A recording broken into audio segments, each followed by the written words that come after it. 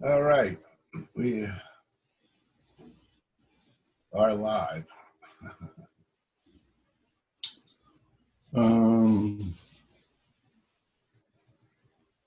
Let's see. So, I guess that's supposed to not be public. So we'll go down here to developer. All right. So, whoever goes by Attic B, are you here? Yes, Diane. Hi. What shall I call you in conversation? I'm Dan. Sorry, can you say again? Yes, the reception is pretty bad. I'm interested in your name. I'm Dan. Oh, sure. I'm Frank. Oh, hi, Frank. Yes, extremely happy to see you. Great. So you had a couple requests to talk about a yellow paper, or maybe the architecture document, and a code walkthrough. Let's see what other people here. Participant 6.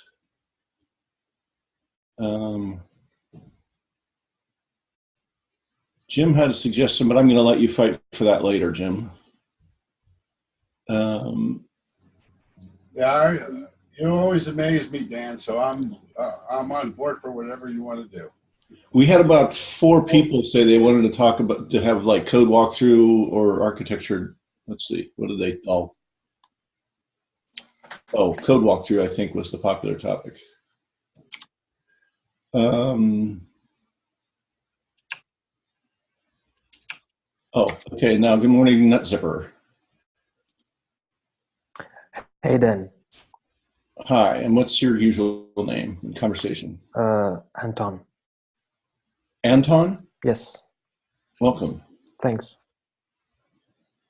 Okay, and then we have this person that my computer says is Dimworm. Yeah, hi. Hi, any chance that's Will? Will is not here. Okay.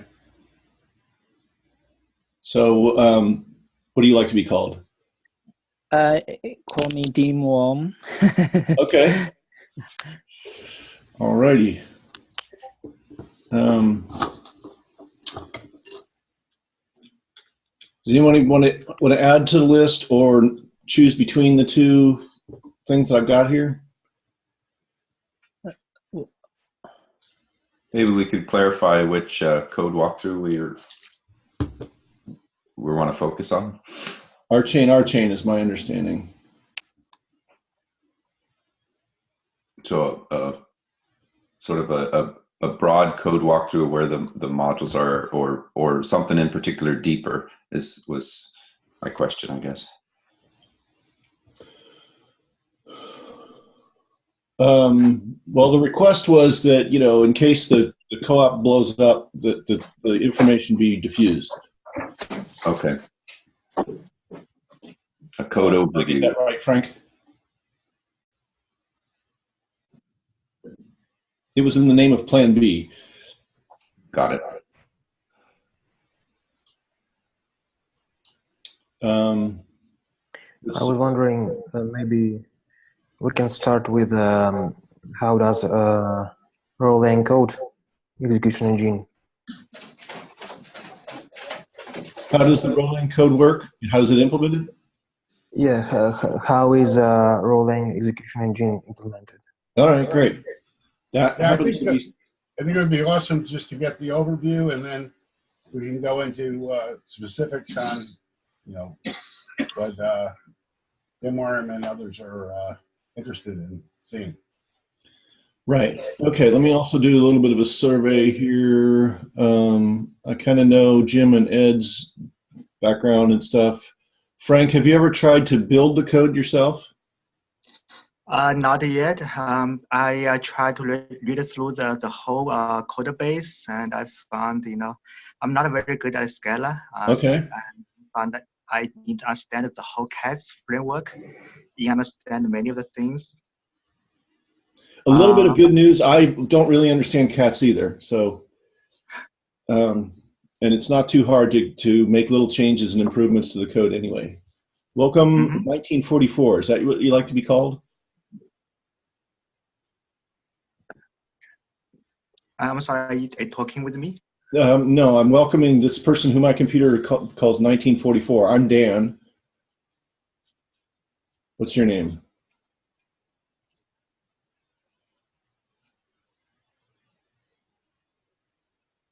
Please?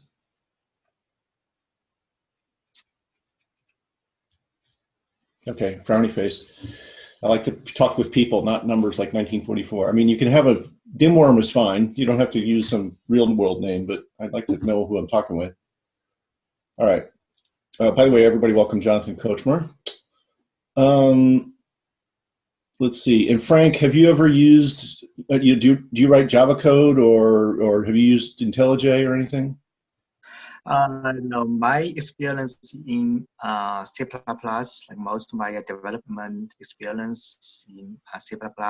Okay. Yeah, and the All right, great. All right, NutZipper, what's your sort of development background, if any? I had a bit development in Java, programming for Android, some science programming in Julia, Python. Okay. C++ either, so. What Java editor or IDE do you use? IDEA, IntelliJ. All right. Dimworm, yourself? Hi. I'm not a coder. Okay. Great. And then, I'm sorry, I don't read Chinese. My son is over in China studying. Can anybody read these, tell me this name or read that to me?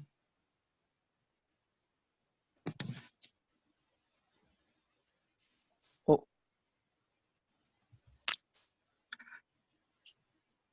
I think it's called Cai Shen Xi. Oh, great. Okay, and we have Bayer. Welcome. All right, well, maybe I'll stop insisting that people introduce themselves. Okay. One of the things I wanted to do the other day was encourage everybody to try to build the code, but I guess we'll do it differently this time. I don't even have IntelliJ running. I've been working on something unrelated most recently. Another post. Oh, good morning, Steve. Okay. So code walkthrough, especially how does the rolling execution work, right? Oh, and these slides, they're something I put together on RChain collaboration a while ago. Where's the chat doodad here?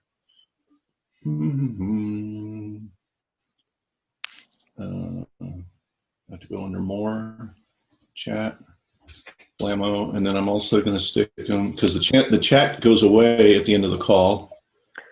Sorry, Dan. I can see squares instead of picture in the middle of the streaming. Does anyone see the same instead of windows? Those are Zoom things, so I'll just move those up. Is that better? Yes. Yeah. Yes. Okay, so I'm also going to put the link to that RChain collaboration slide deck in the development channel because, as I say, the Zoom chat goes away at the end of the call.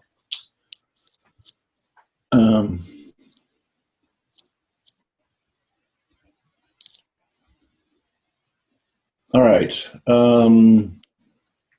So here's the code.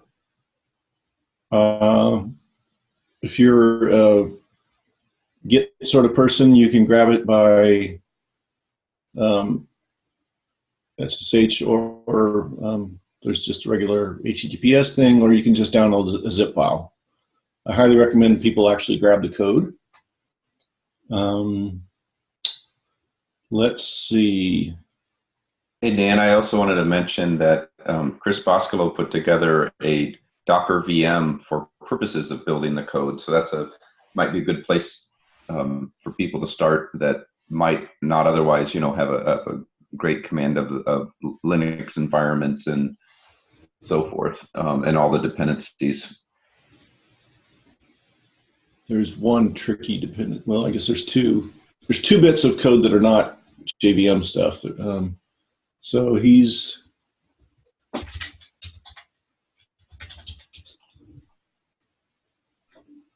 Thought it was in the life ID repository. Oh, there's maybe that's it. But there's also a life ID repo. I'll look for it as well. Okay, why don't you do that? Oh, and the other thing is I saw that maybe yesterday there was some discussion. Oh, I guess that's yellow paper stuff. I'll cue that up.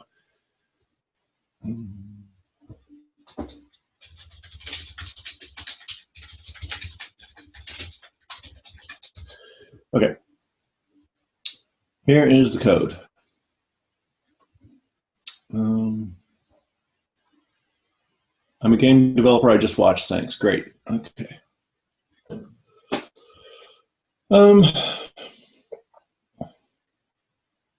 So if you want to use built versions, the instructions, there's a lot of emphasis on using Docker, which works. I tend to not use it for development because if I change one line of code, I not only have to compile the Scala code, I then have to go build a Docker image or something and do a bunch of rigmarole that is less convenient for me. So this is sort of as traditional. The README tells you just how to use the dang thing. And then if you actually want to build it yourself, this is the relevant page. I won't go into the detail on this because it sounds like people are not really in that mode. So this is how to run a node. And if you really want to, the main source of community knowledge there is the community testing channel and the weekly testing stuff. I have done that on occasion, but I'm way behind in this channel. So if anybody wants to know, how do I actually run the thing, or why did I get this error message or something like that, there's that node testing channel. Okay. So the top sort of a Scala project is this build.sbt thing. And it's written in Greek, that is Scala.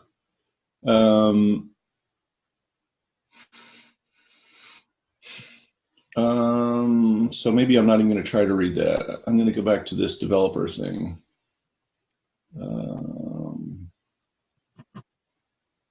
Right. So if you fire up SBT, basically there's several projects underneath, and the one we're interested in is Rolang. I should have gotten in a position to run tests and stuff, but okay, so Rolang to concurrent programming language, blah, blah, blah. I guess you can build just this part from source, and Rolang unfortunately has this dependency on BNFC, which is the most tricky bit of the install. I won't go into that just now. And there's how to run just this thing that's independent of the node, which is kind of handy sometimes. And this is probably out of date. But the link to tell you to see the bug tracker is quite relevant. Let's see if that works. Oh, right. Okay, so that link is not quite right. I think it's called RChain now.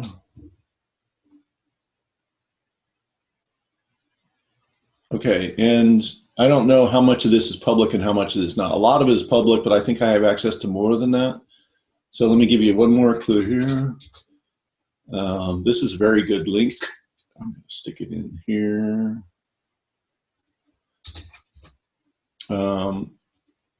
One of the nicest things about this is if you want to go into the bug system, wow, they've broken all kinds of things. Yeah. How about the development team updates? Okay, this link is good.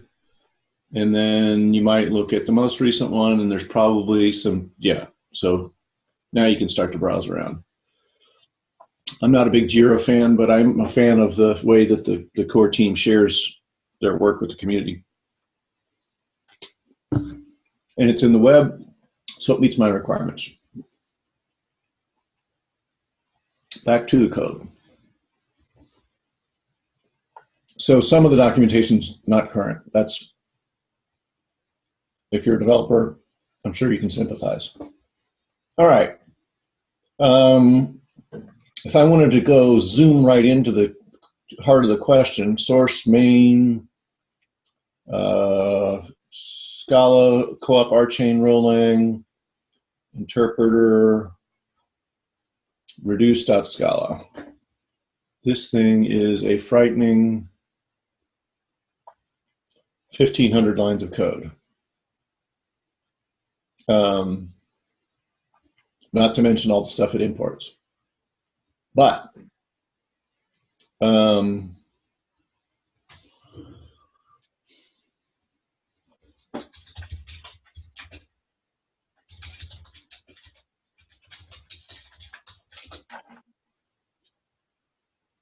that's not what it is. There we go.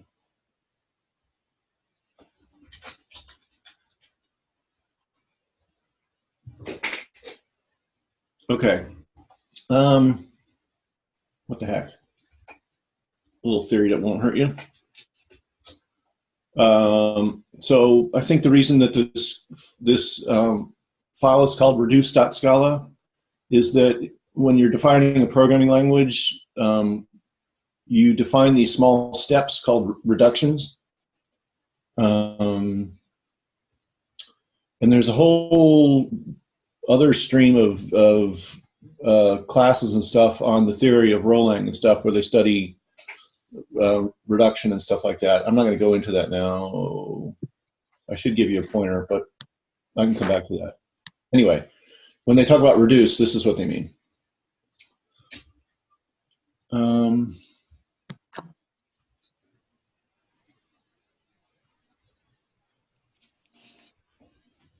All right, I'm going to tell you what De Bruijn means. An example of a reduction would be sending a message on a channel. I do think that the COM event is a reduction. Yeah, when you know an input meets an output, that's a reduction. In simpler programming languages, you know, reducing the term 1 + 1 to the term 2 is a reduction. All right. De Bruijn is mildly relevant. If I do REPL, and if I type new x in x + 1, or no, if I do new, wonderful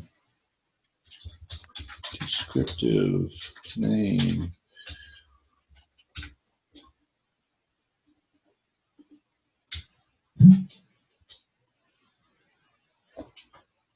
Well, that was interesting. My whole world is all broken. Hey, maybe.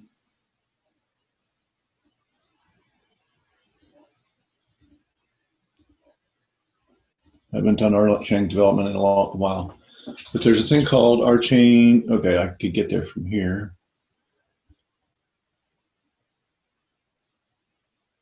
Web interface with play with Rolang language. RChain.cloud.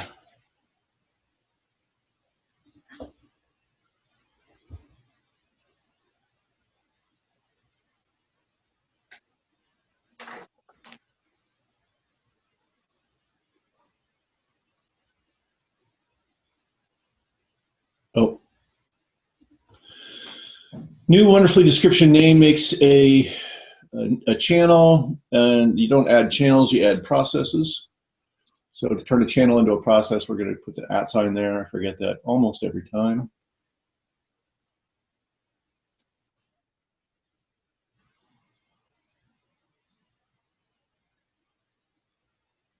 RChain.cloud has not always been up. Oh. Okay, let's try, see if Docker saves the day here. Just a moment. You know, with a valve in robot. No, Sorry? you can do an eval in the Discord in the collab.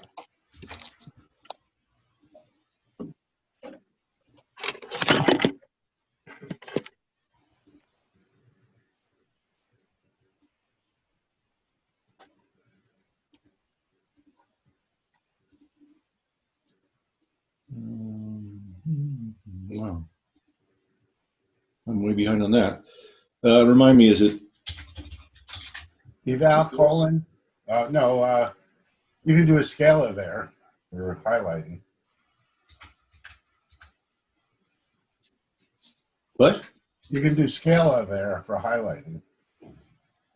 Or just.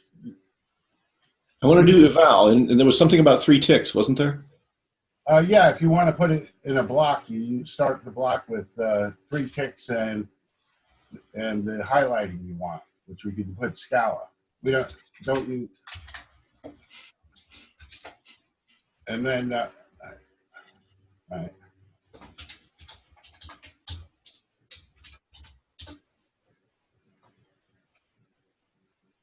Oh, you didn't put the eval, sorry.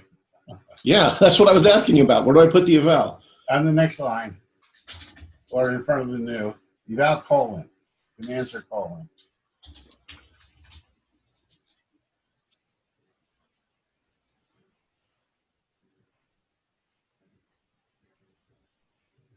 We are thwarted at every turn.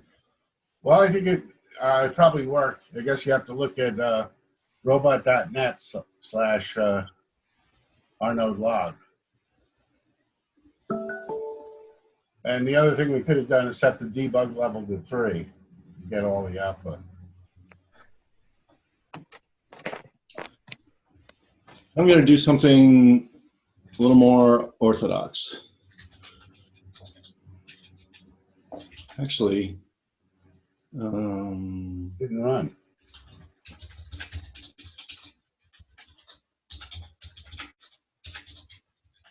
of course, if I want to do a REPL, I have to have a node running.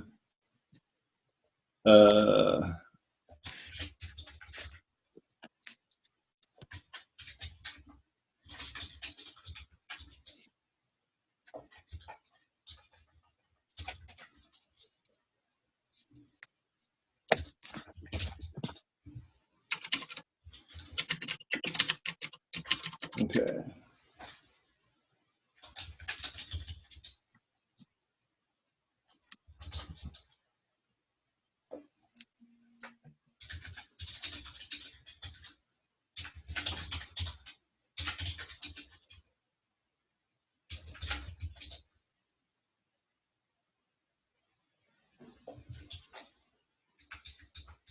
Really?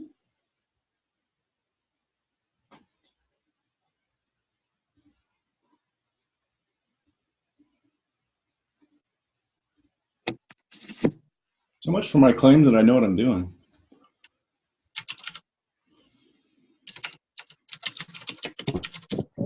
Dan, I don't think it's a matter of you. I think it's a matter of we have some broken things that need to be fixed, and we need to communicate to the appropriate parties that they need to be fixed.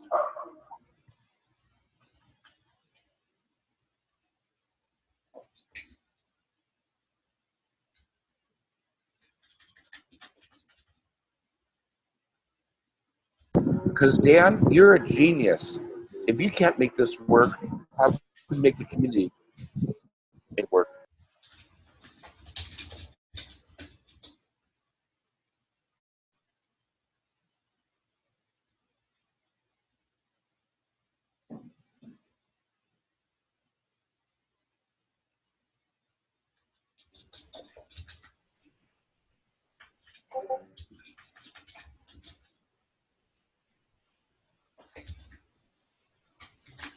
Oh.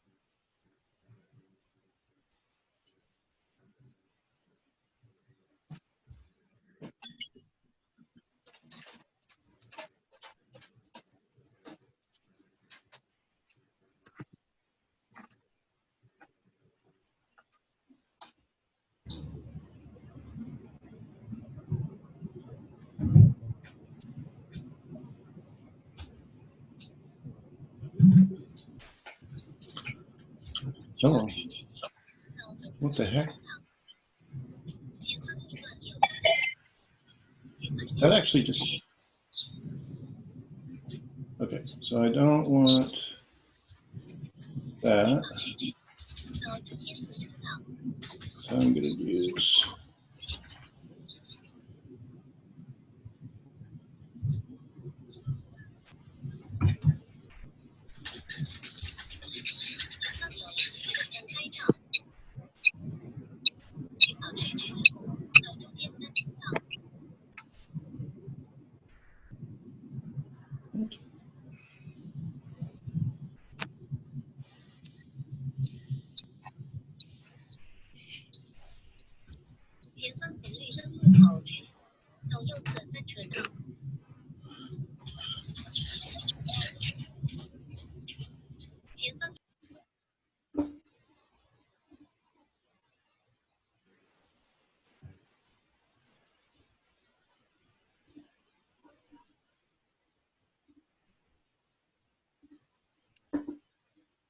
So I ran it in Discord and got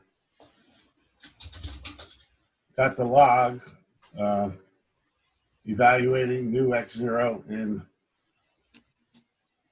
star X0 plus 1. okay, so what URL, can I enjoy this? It's robot.net/rnode.log.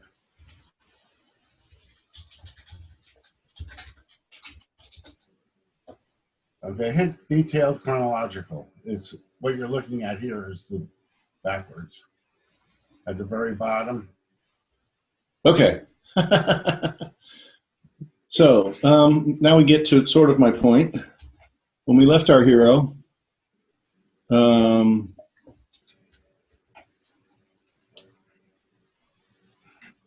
so Jim typed new wonderfully description name in wonderfully descriptive name plus 1. And this thing says evaluating new X0 in X0 plus 1. So there's a thing called alpha renaming where it doesn't really matter what wonderfully description name or otherwise we use. So if the computer changes the name, it doesn't really change the result there. And there's this thing called De Bruijn indexes where basically you just number the variables. And that sort of canonicalizes the expression. And so that's what I was talking about.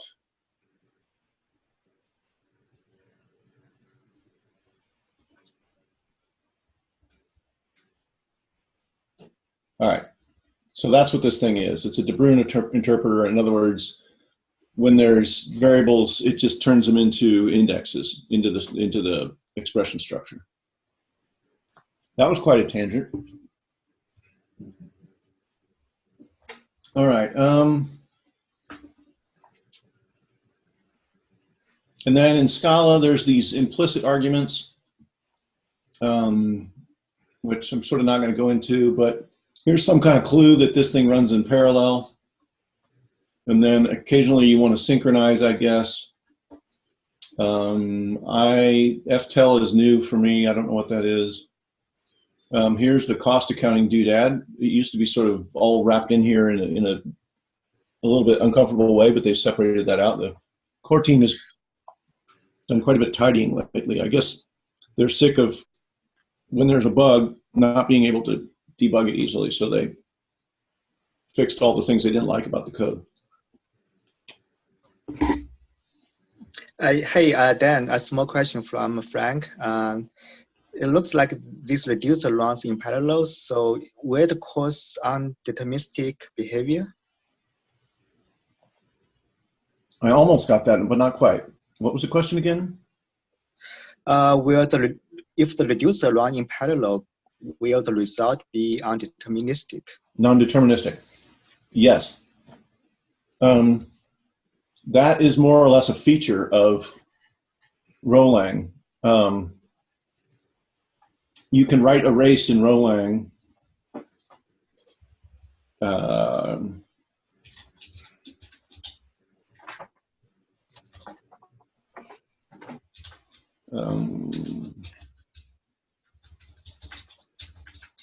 You need the about colon. Yeah, I'll get there.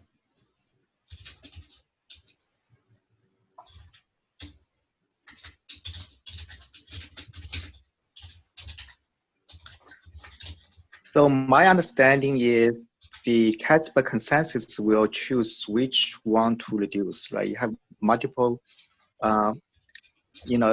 possible rule to reduce, and you pick the one picked by the safety oracle. Is my understanding correct? Not quite, but that's a very good question.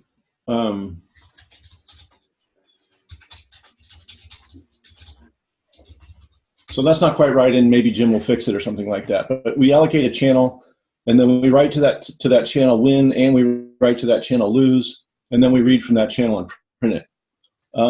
This is a perfectly valid RChain program, and it has what's called race condition. In other words, we don't know whether we're going to win or lose.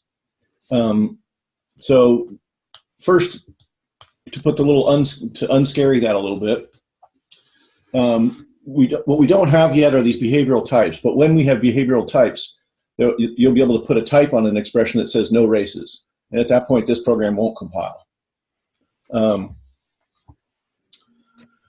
So there, in the future, there's ways to address to prevent this kind of stuff. But it is having non-determinism is kind of necessary for scalability. So all right. So then there's the question of how it interacts with the consensus layer. How it gets chosen, whether you win or lose, is up to the individual validator VMs. So there's this kind of structure, which I wish the architecture document explained it really well. It sort of does.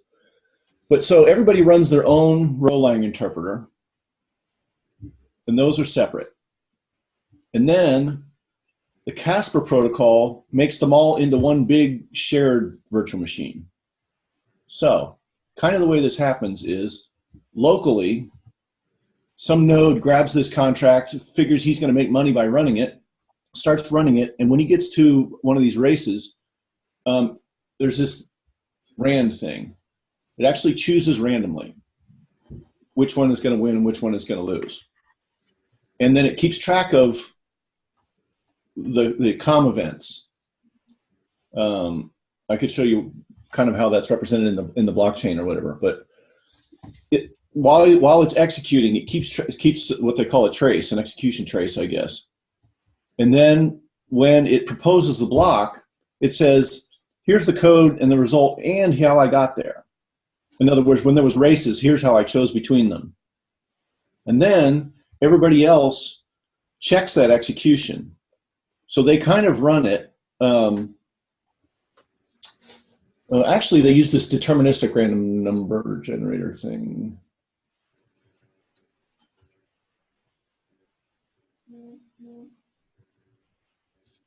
Now that I think about it, I'm not sure they need to publish the traces. I know they do. In any case, the first guy chooses, the proposer chooses which way the races go, publishes his results, and then everybody else just says, is that a correct way of running this program? There's more than one, but is that one of the correct ways of running this program? It is? Oh, okay. Then we will give a thumbs up to that execution.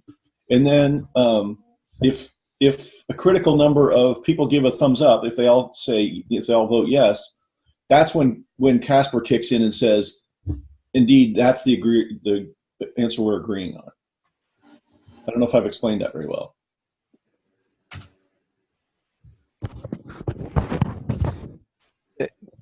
Dan, I got a question. With that description, it sounds as if you said that the proposer is making the recommendation on what the correct answer is, but wouldn't during the process where you have multiple possibilities, it's all the nodes collectively that going through the Casper consensus model that determines what the correct answer is. I think that's how consensus is determined by the Casper algorithm. It, Right, but what I'm trying to say is that the Casper algorithm does not choose whether there's a winner or a loser, whether you win or lose. In this case, okay. the guy who proposes the block chooses how the races go, and everybody else reviews his work and says and checks whether it's good. Well, this is a new. Okay, this is new to me. A new. Okay, thank you. All right, and in fact, this random thing here is not completely random. In other words, it's not initialized with the time and a bunch of entropy and stuff like that. It's initialized with the deploy parameters, a private key or a public key and a timestamp or something like that. So the seed from the random number generators, all the validators have the same seed. And so when they execute it, they're actually going to all make the same random choices. So I think they don't need to publish the execution trace.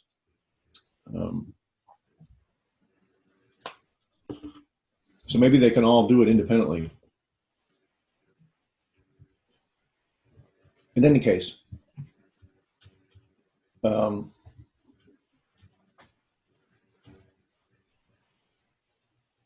there's some subtlety to even how you use the randomness to choose between the two. There's some magic kind of monad that I haven't studied yet.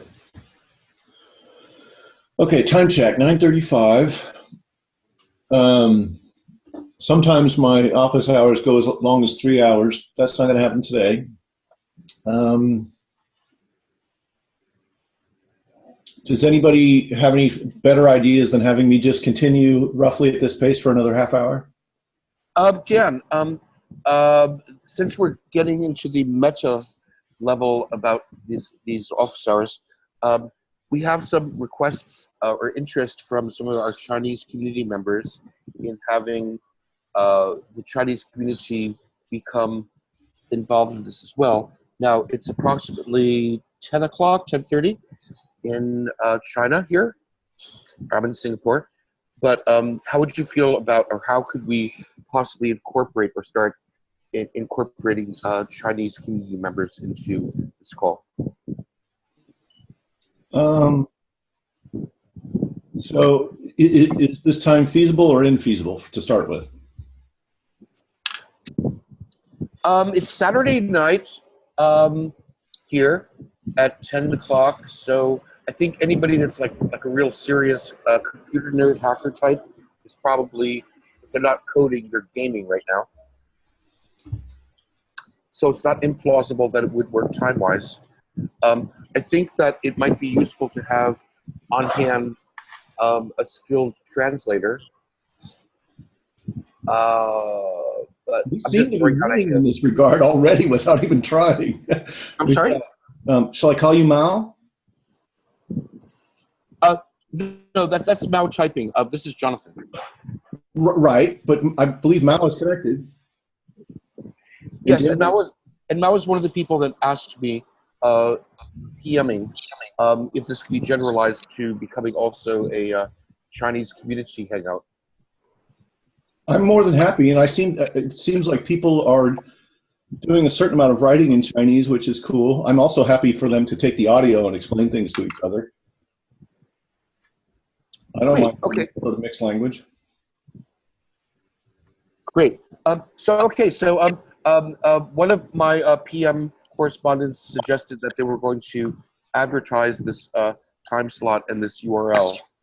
So I just want to let you know that maybe next week we're going to have a 3 to 5 fold higher audience. Jim, that's cool with you, right? Yeah. Yeah, the more the merrier. Great.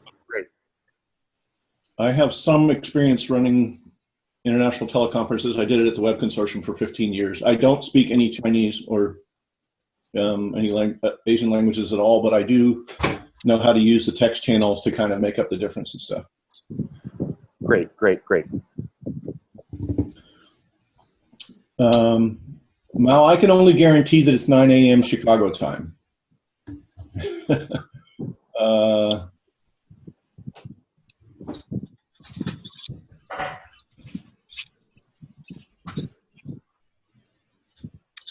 Do we have in this current group anybody that would feel comfortable doing spoken English to Chinese, Chinese to English translation as needed?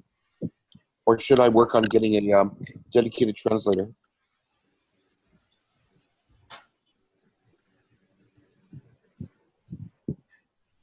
I think English is okay. No Chinese needed.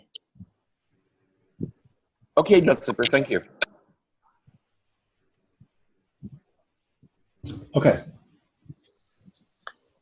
Yeah, the clocks and stuff go crazy, but that 9 a.m. Chicago time, I can promise that.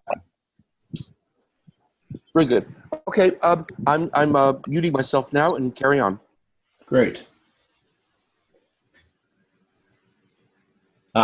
Okay. So Jim shows us that we win sometimes and lose sometimes. Cool. Questions like that are more than welcome at any point. And I answered the question now? I forget who asked it. Was it Frank? Were you the one that asked it?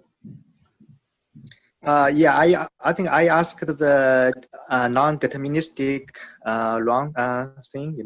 I think you answered some part of it. So I still have some question. So it's not quite clear to you yet. Shall I explain more or shall I go on?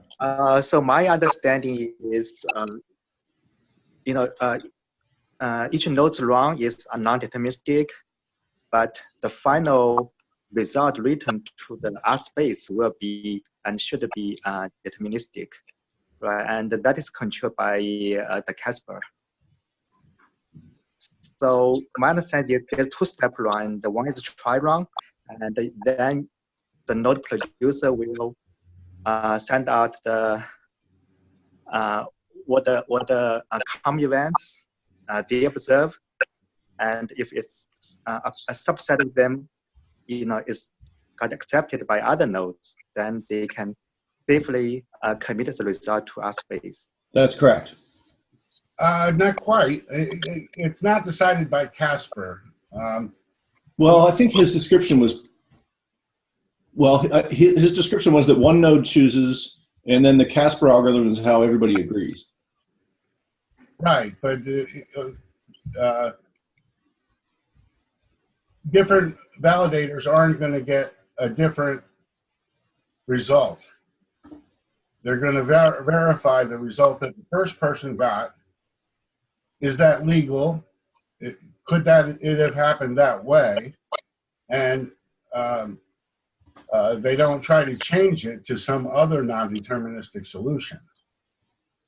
That's true. The validators validate the execution that has been proposed.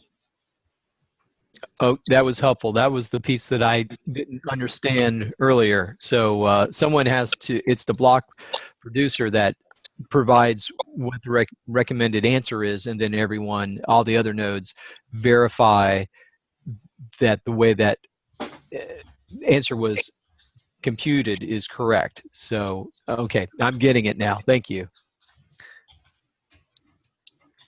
So it's kind of the answer can be in a subset of possible answers, and which one is determined by that random generator, if there are conflicts, right? Right. Yeah. Okay. Yeah, only the block proposer gets a random solution. Nobody else gets a different solution. Yeah. Okay.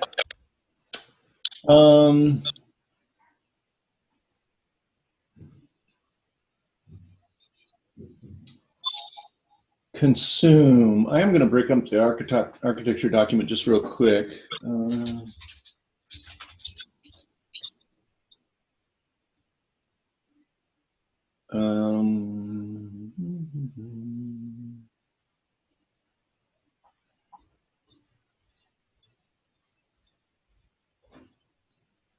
Darn, I thought I knew exactly which section it was in.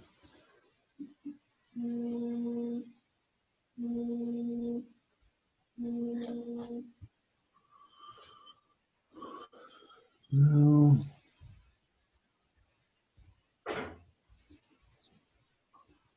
There's one that talks about persistent and non-persistent. Here we are. Transactions, row calculus. Darn it.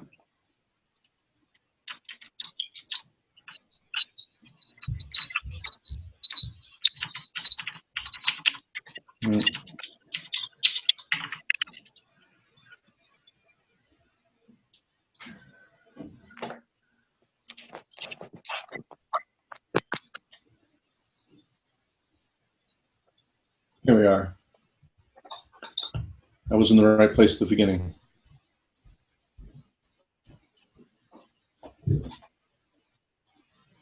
Oh, that's kind of unfortunate.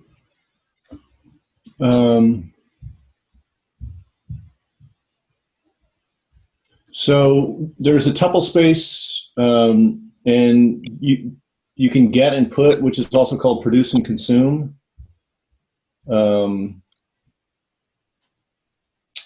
And the produce and the consume can be one-time things or repeated, and that's kind of discussed in here. I'm not sure how useful that sideline was, but there it is.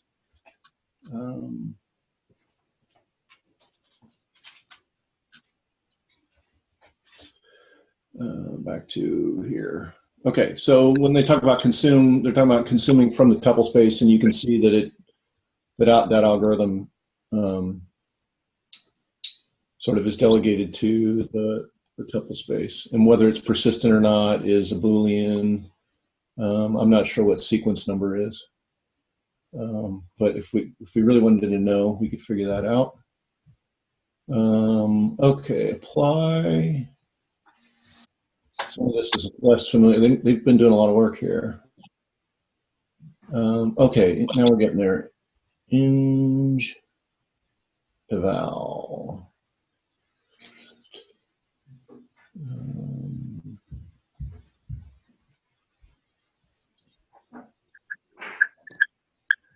Sorry, Dan, may I interrupt you? Is there a possibility to, run the code, maybe evaluate some codes inside, for example, IntelliJ IDEA, and put breakpoints and watch the stack trace go through the function calls? And so maybe that would be more easy way to understand the code. Yep, that's a very good idea. In fact, if I were prepared better, I would have had that all set up before we got here. So let's see. Just a suggestion. Yeah, I sympathize, Dan. I went through a period where I hadn't run a node in a while, and everything that usually worked didn't work anymore. I can see that's where you are now. You have to start from scratch. But in terms of the general usability, in the node testing last week, everyone who wanted to bond to the network succeeded, which is, I guess, that was important. But it certainly is not rocket science in terms of stuff. Okay, so I just pulled the current code, and the one clue that you need to know is that it's the dev branch, not the main branch, not the master branch. And then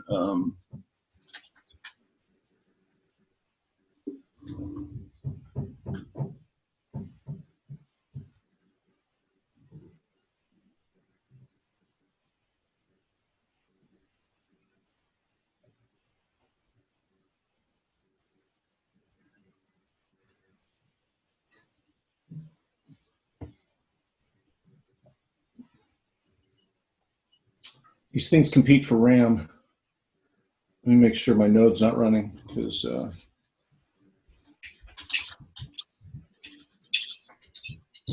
okay, that one's dead anyway.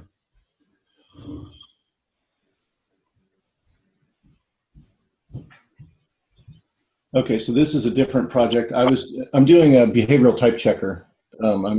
There's some stuff in OCaml that I'm porting to Scala in order to learn it and stuff. But okay, open recent. I think that's in the video from last week. Some recent week, yes. Maybe it was 2 weeks ago.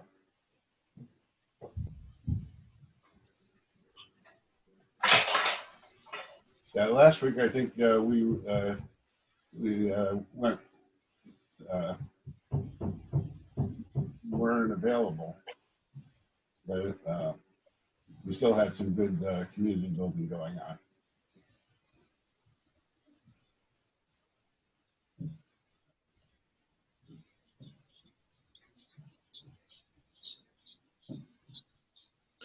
No Scala SDK in module? Seriously?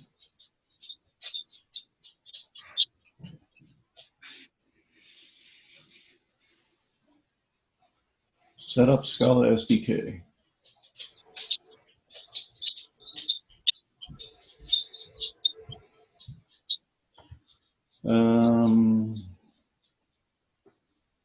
So which version of Scala are we using? There it is.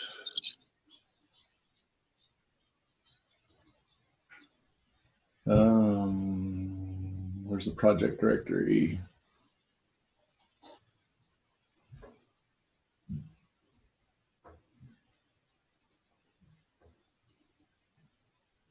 SVT version. Well,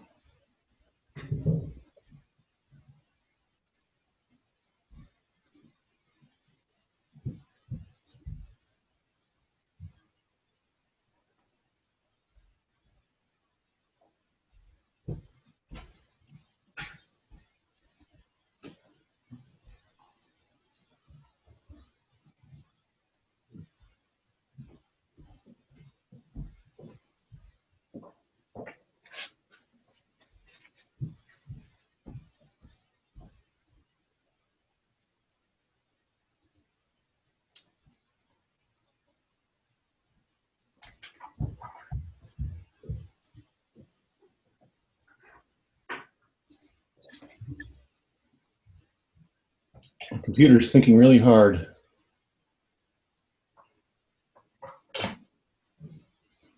SBT dump project structure.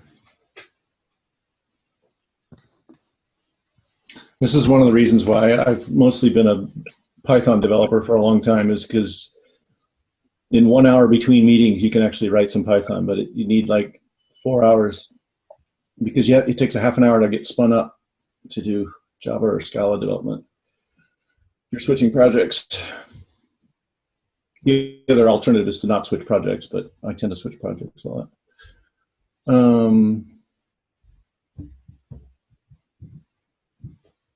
Ooh. Is it working?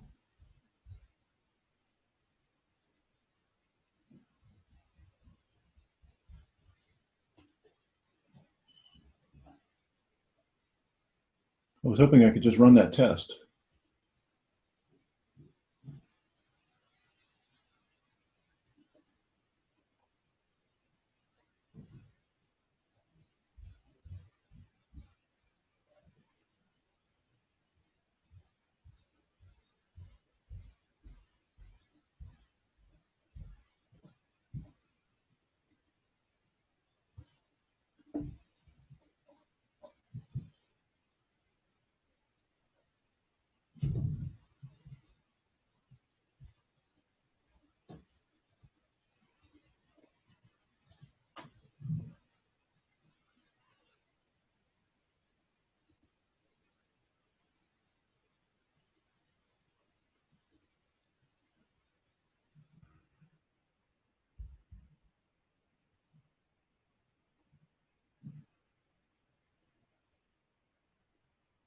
What is going on here?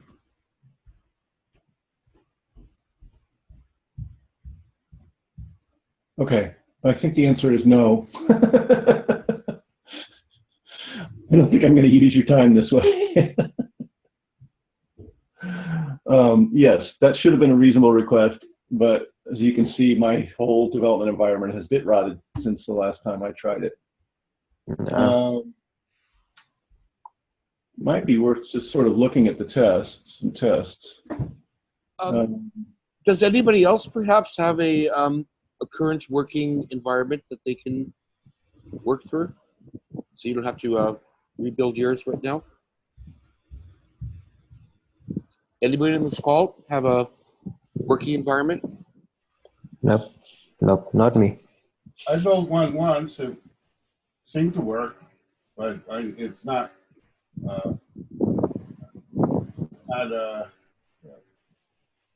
something I can demo.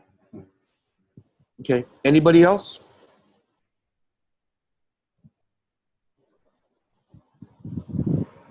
Okay, so this is clearly an issue. Just want to state the obvious. At the time when I built it, there was pretty clear instructions in GitHub how to do it. Oh yeah, I mean, if I started from the beginning and just followed the instructions, we would be all set. I'm just,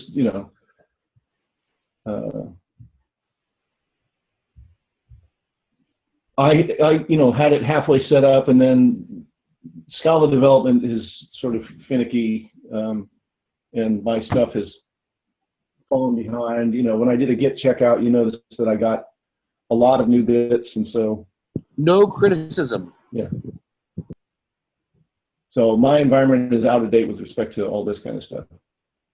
Well, I thought you were saying this is an issue with the project. I think that this is very much par for the course for a Scala project. If you're going to do Scala development, there's a lot of cost and a lot of benefit to the development tools. That's, I tend to do JavaScript and Python because you get less of both. Right. Yeah, my suggestion was it realizes that it's doing Scala.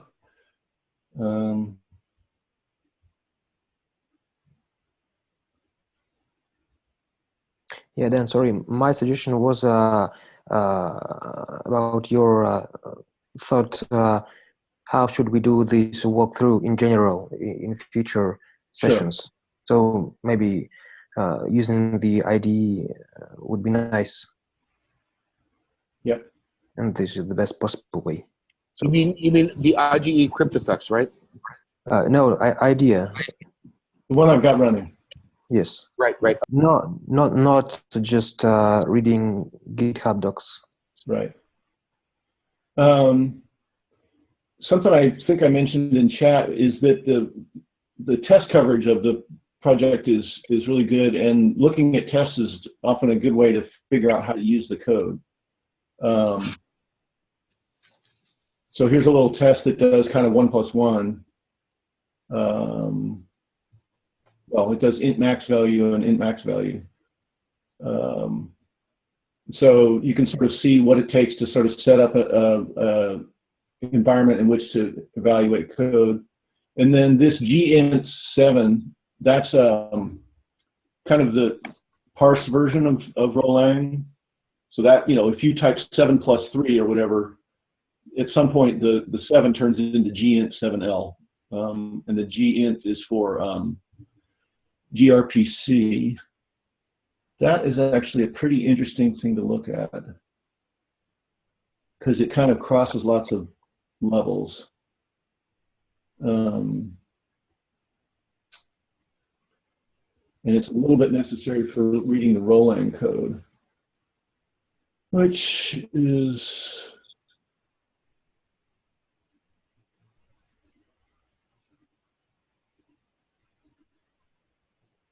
so there's some of it in Casper and some of it's in models. Okay, Dan, I think one of the best way for the code walkthrough is a top-to-down approach. So let's say we start to deploy a contract, and then which part of the code will get involved, and we start to produce a block, and then which one will, which part of code will, where is the main entrance, things like that. Yep. Does that make sense to you? It does.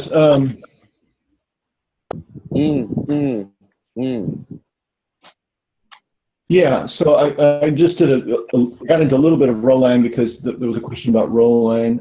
So your point about let's watch the deploy do its thing is a good one. For today, since I'm not set up to do running demos and stuff like that, I'm going to answer the part of that question that shows up in here. So the nodes talk to each other and the client talks to the node. So if you type, our node deployed xyz.rolang, this is going to make a network call, going to make a TCP connection to the running node, and use this gRPC protocol and do this thing.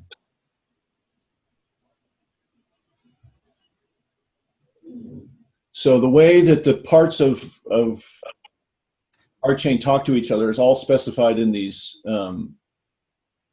protobuf documents. So this is the one for deploy. Create block is what happens when you do a propose. And then some of the details are in here. So this is all the message. This is all the stuff that goes into a deploy. So for example, this is the actual Rolang code. Then another one that's really important to know about is this. Hey, Jan, could you make your screen bigger? Could you hit the embiggen button? Does anybody know how to do that in IntelliJ?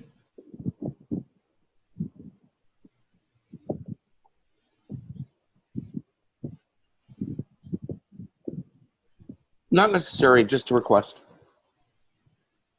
Wow. They have a presentation mode.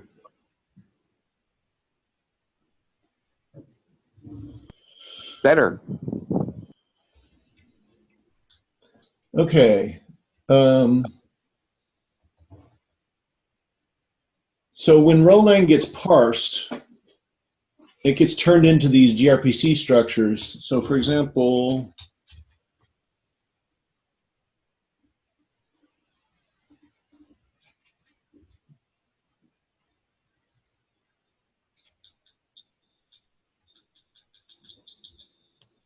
when we saw gint in the Scala code a minute ago, it corresponds to this. I guess the spelling gets changed in the process.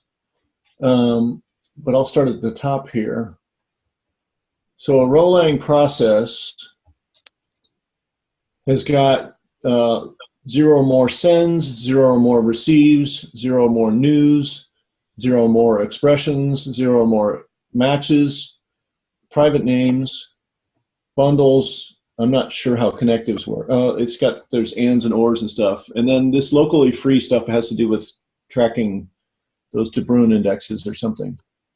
But you can kind of imagine if you type, channel bang process, that turns into a send. If you type for X from Y, you're going to get a receive. If you type new X in blah, blah, blah, it's going to get parsed as one of these. If you type 1 + 1, it's going to get parsed as an expression and so on.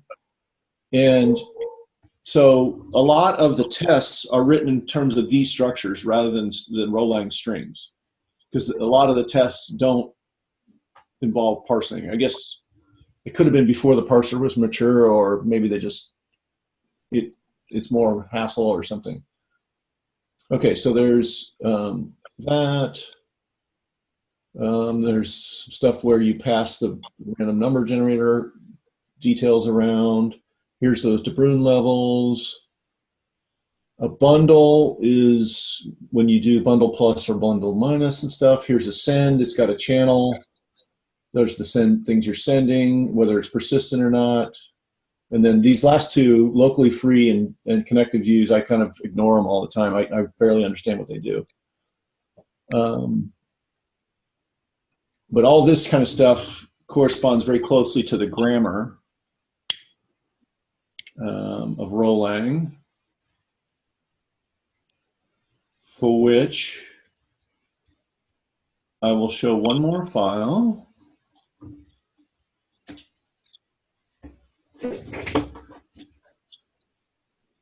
Oh boy. So Dan, can we double back to the section where you said, I don't understand what these things are doing? Is that something that maybe needs to be articulated in documentation? If you don't understand it, how do we expect developers coming on board to understand it? Oh, well, I don't understand it because I haven't needed to so far. Okay, that's an important distinction. Yeah, I have done a certain amount of hacking in here. Like I didn't like the way this worked, or I didn't understand that or anything. So I hope to communicate, you know, there's some implementation details that I haven't bothered to learn. You probably won't have to bother to learn them anytime soon either. Right, but will other developers coming on board need to know these things? They would have to be doing something that I haven't done yet, so I don't know how to tell you. I don't really know. Gotcha. And, you know, I think when you encounter them in the code, that's when you need to understand them. If you haven't encountered them in the code, you don't need to know what they are. Right. I have done sort of monkey see, monkey do. If I wanted to learn how they worked, I would go look for test cases that actually, you know, check these fields and see if they're right or wrong, and I would walk through those test cases. Right. So at this point, you're just using whatever works and not worrying about it. Right.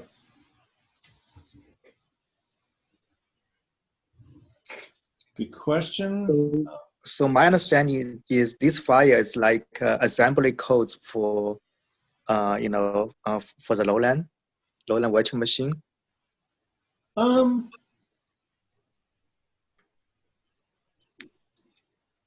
Let's see.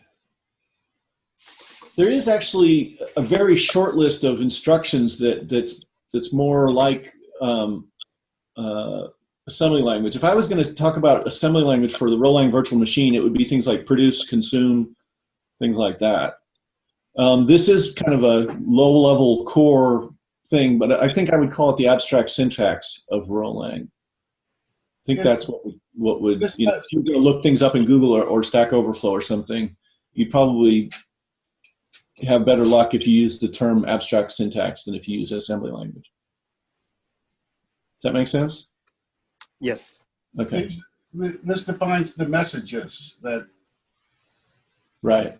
you know, well, it defines all the data structures of Erlang.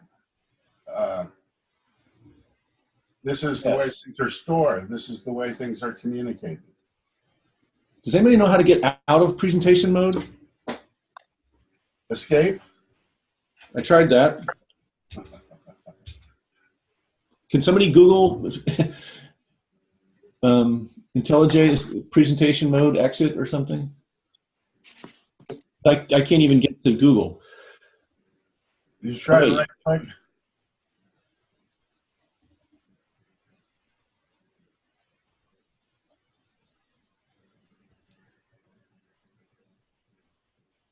Oh, I had my other windows a second ago. Oh, there they are.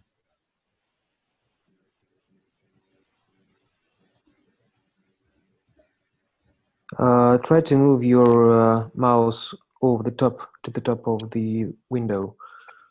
Maybe there should be some tooltip. There might be view options or gallery view, or you might also try unsharing and then resharing. Ah, yes. Zoom and IntelliJ were fighting for the top of the screen.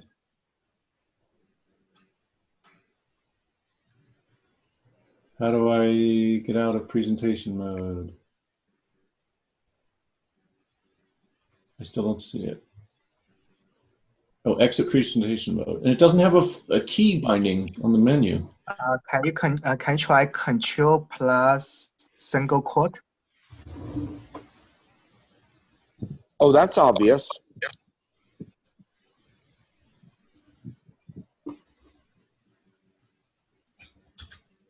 Control single quote? Yeah. It's not having any effect here. Let's see. I'm reading from Stack Overflow. All I had to do was move mouse to the top of the screen, then the top menu slides down, and then view exit presentation mode. Yep.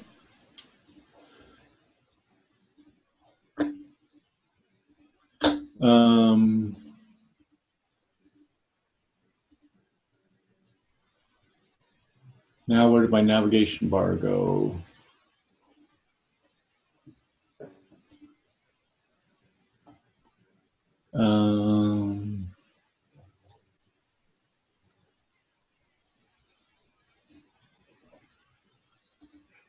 You need to navigate within the Zoom application, not wherever you're at right now. I'm sort of winning. Ah, native winanium. Okay.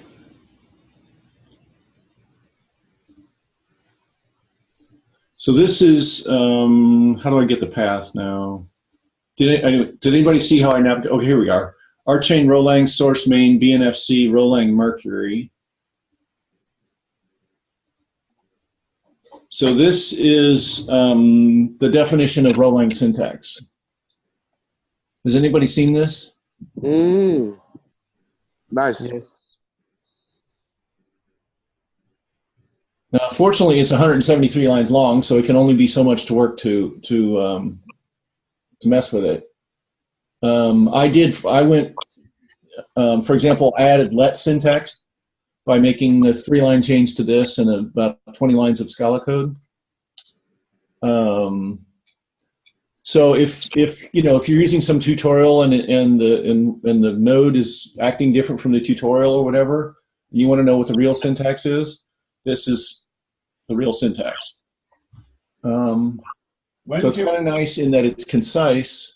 The only downside is you need to use that weird BNFC tool that's not Java in order to build from this. So it complicates the build process a little bit. But this, I think Greg has been using this tool, this sort of grammar tool for a long, long, long time. BNFC tool. Yes. How soon can we use the let? Is that going to be in Mercury? That's a good question.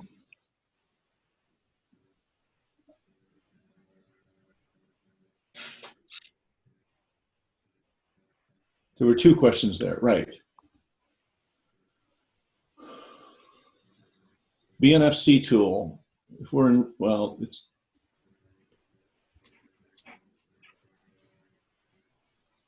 This is where they document installing the BNFC stuff.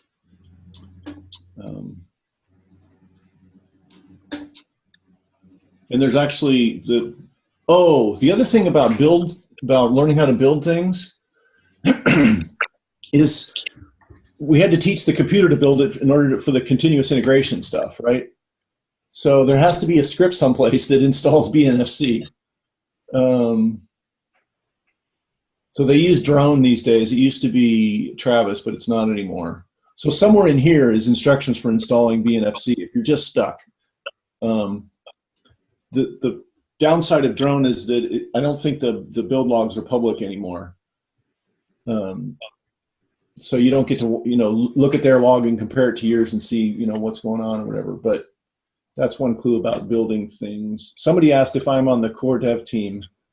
I sort of have been. I guess I kind of am now. I have rights to certain core development team things. For a long time, I was not. So I just was an enthusiastic community member or whatever the other alternative was. So that was 2 things. That was the BNFC tool is sort of documented in, it's just kind of the state of the art. It's not pretty, but that's life. And then using the continuous integration instructions to figure out how the things are built is one clue. And then there was a 3rd thing. Jim, what was your question again, or your comment?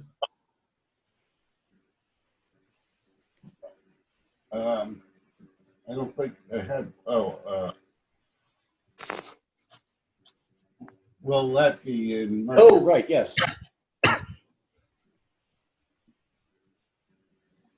You know, So it's this just is, convenient to let a symbol equal an expression so that you don't have to repeat the expression all over the place. But it's just a convenience, but it would be nice. right. So one of the main ways that I got familiar with the code base is I just watched the pull requests as they're landed. Anything that I was interested in,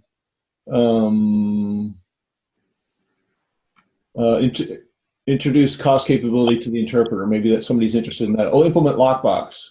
You know, then I would go and look at the code and go, oh, what the heck is that? You know, this is a bunch of Rolang. I know how to read Rolang, so I could read that one. This is some, they changed the tests and so on. So it's a little bit of, you know, there's the getting the steady state, getting your lay of the whole code base, and then watching it change. And I sort of did them in the backwards order. I kind of watched things change and then learned enough to understand the change for changes that I was interested in. Okay. So watching the pull requests go is a really good way to keep track of what's going on and just learn things. Okay, so let syntax is a very good example of making a contribution. One short answer is we're not going to get in until somebody writes the tests. I also don't quite understand the process for language design changes. They opened a wiki page for syntactic sugar suggestions and I put this in there, and then I don't know what happens next. So that process is a little unclear. But for any change to any part of the system, you start with a JIRA ticket. I think I typed this in, but I guess it was Greg's idea. Isn't let more than syntactic sugar? No. So if you add 1 + 1 twice and say let x equal 1 + 1, you're still going to do it twice? No, but you stick it in a channel and you use the channel twice. Ah. Okay, I misunderstood what let was. So this is the way this developer, you know, if you write let x equals something in P, then it just gets rewritten as a new channel, stick the thing in the channel, and then use it. So this is the, you know, I wrote some code and they're like, they had some concerns, which I can get into in a little bit, but I only had to change 2 files. So I changed the grammar to add the let syntax. So I added the literal let, and then here's a non-terminal that I defined down there. Then the literal in, a literal squirrely race, proc 3, which has to do with precedence levels.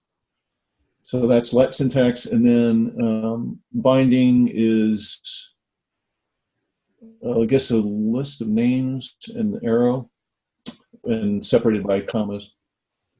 And then to actually make it go, there's this normalizer, which takes the output of the parser generator doodad. And I just took the structure and rewrote the structure without using let. Just like this. I just took the let structure and put it into news and sends and fors. Which was a little bit of a pain because the BNFC thing is Java code, not Scala, so you have to use mutable state and all kinds of grungy stuff. But it kind of works. But there is one kludge that's not really production quality code because it could fail. But this was kind of a trial balloon to say, hey, you know, does anybody want to take this seriously? So there's a performance issue around let that you should read if you're interested in Jim. And there's the tests, and there's that one kludge. I've been interested in supporting the question mark operator, which I guess is used a lot in the process computational models. Isn't that 4? I would like to write in my code, you know, a name question mark representing the process received from name. Would that be Oh, that's at sign name. but that doesn't do a read. Sorry, star name. Well, a read is 4. Right. Yeah. Never mind. I just Okay, we can chat about that sometime.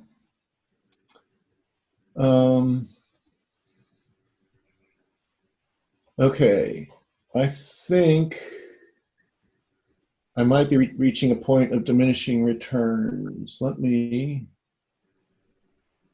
go back to the list of participants and see how we're doing. All right, so I am just about done on both sides. Jim Whitescarver, you know how to find me, so I'm gonna not open the floor to you just yet. 1992, any requests or closing comments at this point?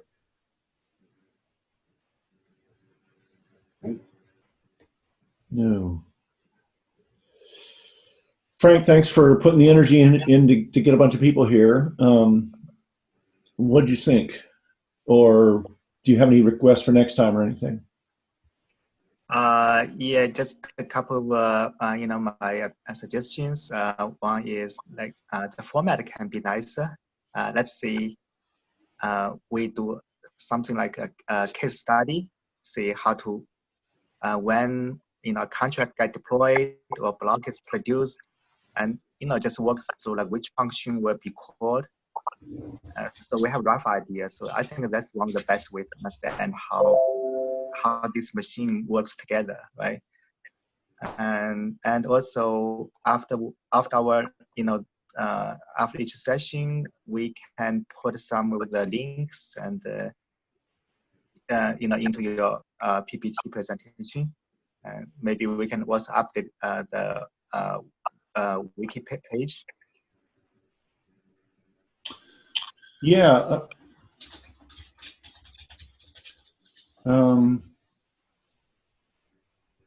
There's a question of sort of, I'm not sure that there's an obvious wiki to use, but if you have one to suggest, please do. I would like to also remind everybody that I think that Joshi has started his rolling office hours again. That's correct. 11 a.m. New York time on Thursday, right after the R node testing. Okay, can you share in the chat the URL? I believe it's been added to the well. Just can you put it in the chat window so that everybody has it? It's this same room. The same room, but also just, you know, for all of us international people in Singapore and Nairobi and Buenos Aires, please send the UTC or the PST or EST or whatever. Yeah, Jim, how do we get to the RChain community calendar? This is a gold mine that they won't put on the website. Yeah, I'll put the link in. You're putting it at where? I'll put the link in the chat. And Zoom chat, okay. And I think the link, I believe the link is in the Colab main channel, pinned. But I will. Yeah, just a general comment here, which is that the RChain project is arguably one of the best documented blockchain projects out there. But how we communicate what goes where and who's communicating when is just broken.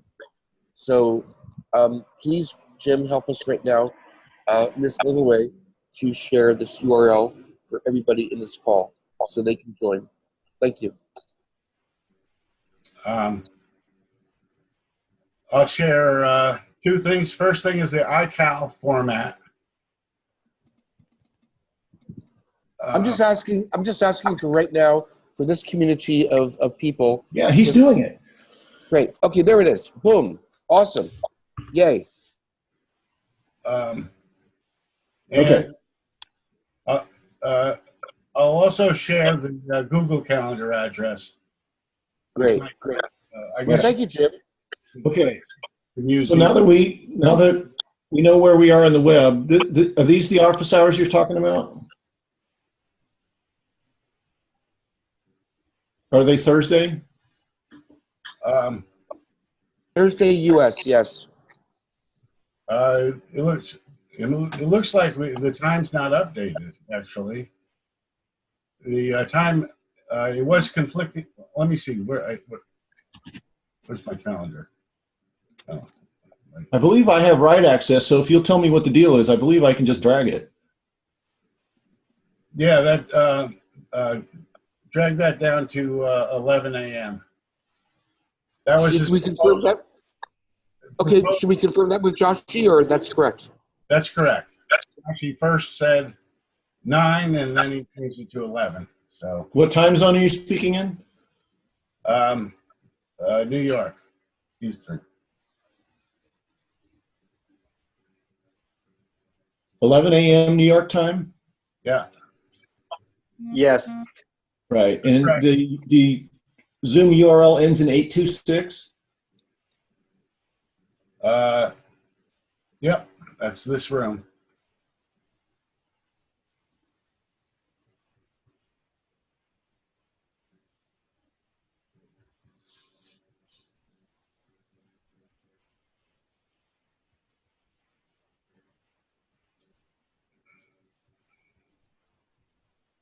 Okay, so now the Google, the international standard dates and times and stuff and coordinates are all available to everybody. Was it unclear to anyone? And this is not an official calendar because, according to Ian, because it's has a number of probably too many admins that are community members that can mess it up. I also want to say to everybody on this call that in addition to this call, which is really valuable, I encourage you very strongly to join Jim and Josh's call that's just been propagated here. Between the two of them, you'll get a great understanding. Which one is that? Is that the one called Casper Clep? No. What's it called? It was called, go ahead. It's rolling office hours. The one Yes. we moved. Oh, Jim, so rolling office hours in that calendar at the wrong time. It is after testing session. Correct. In this calendar, it is before. Okay.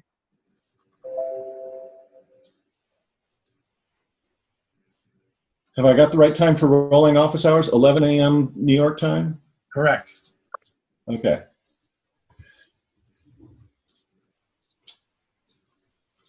Back to round the room closing comments. Thanks, Frank. Okay, hang on. I have to stop sharing because this is too annoying.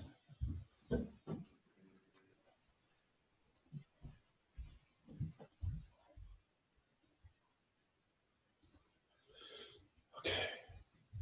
That was Frank. Gary. Anything to add?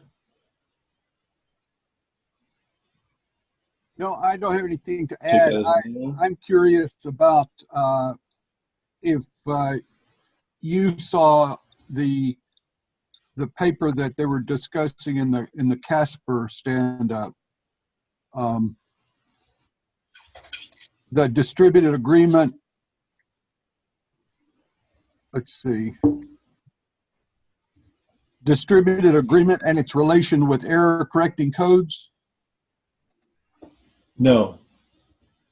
I'll put that link in the chat. Thank you.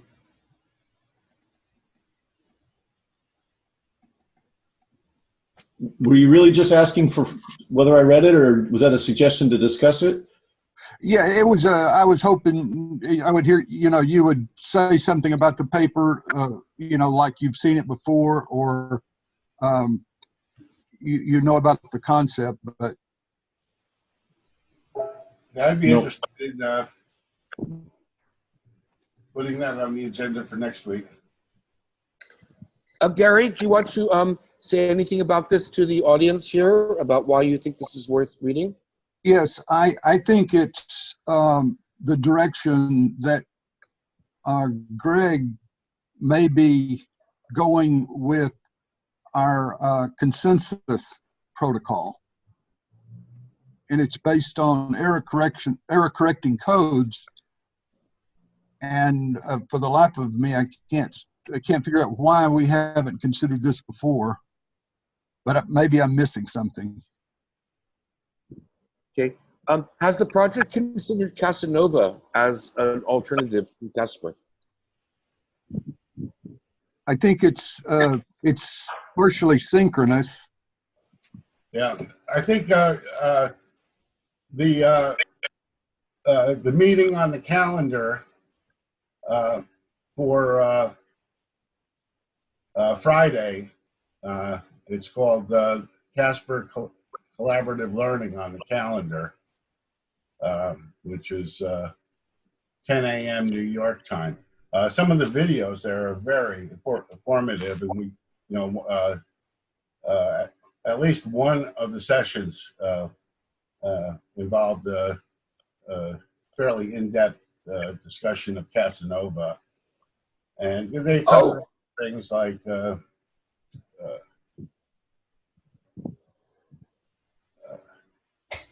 so that's another set of resources we haven't. That's maybe worth a quick pointer. Yeah, I think so. And I don't know that everybody in this call knows what Casanova is.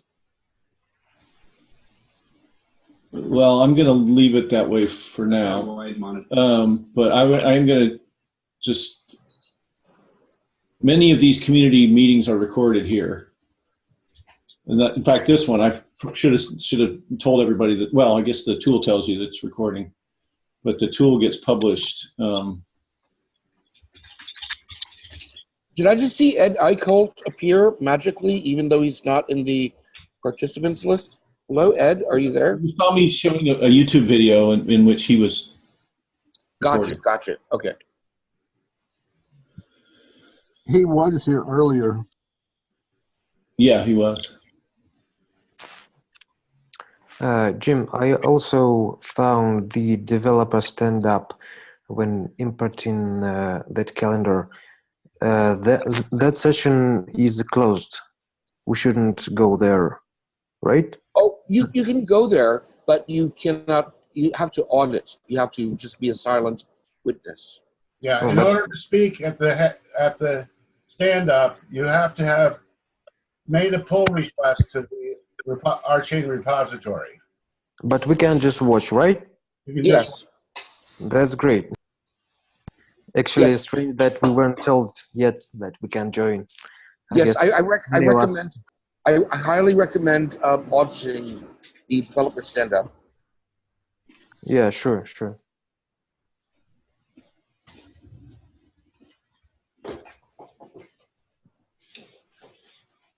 Oh, so Dan needs to go and get a doggy. Yeah, Jonathan, can you take the chair and get closing comments from the remaining people? Can I do what? Actually, get closing comments from the remaining people, Mao, Nut Zipper, and two names, and Dim Worm. And what does that entail exactly? Okay, I'll just do it. It's okay. Jonathan, you've had your chance to speak. Mao, any closing comments?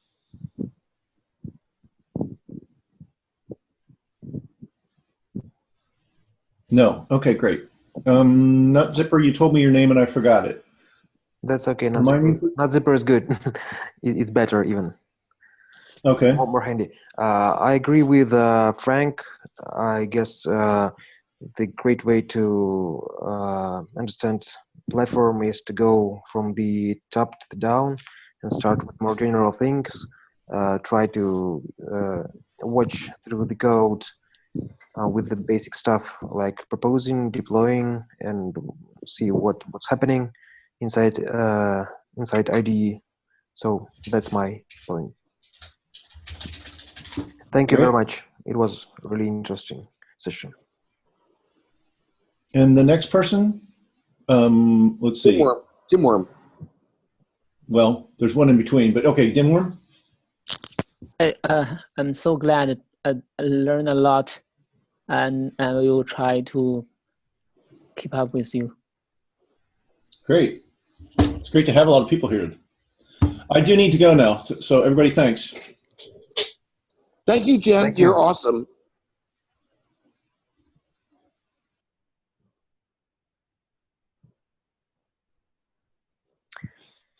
Okay, bye everyone. Bye, Let's-Zipper. Thank you for joining, everyone. Bye, Gary.